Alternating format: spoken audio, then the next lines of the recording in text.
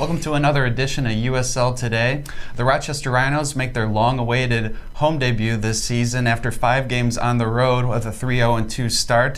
So they have to be looking forward to this, and they've set themselves up pretty well with a successful start here. Yeah, it's going to be very interesting for them returning to Salem Stadium after such a positive run of form. New York Red Bulls 2 coming into town on Sunday afternoon, so it should be a very positive contest, I think, between the two teams. Rochester, they've been able to counter-attack, they've been able to counter-punch a little bit on the road, but it'll be interesting to see if they're a little more proactive, a little more apt to try and hold possession and build from the back against what a Red Bulls team that really gave them trouble the first time they played.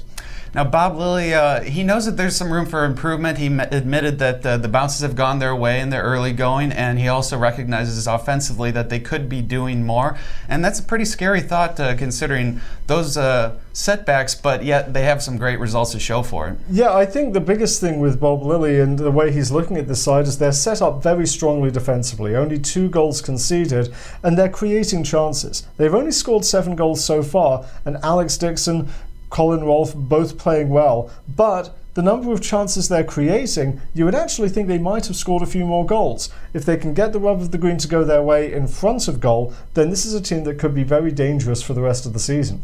Now, the New York Red Bulls, too, like as you mentioned, they played before. It was a scoreless draw, but this is a much different team than the first game.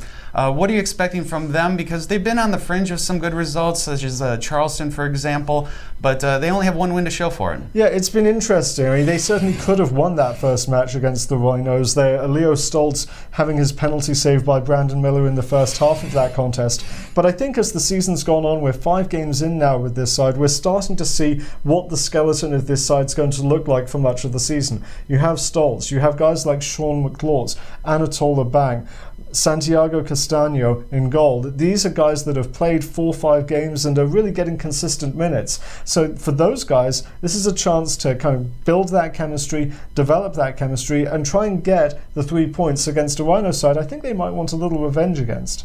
Now, the game kicks off at 2:05 Eastern Time this Sunday at Salem Stadium, and you watch the game live in HD on YouTube as well as all USL matches. Thanks for checking in with us. We'll see you next time.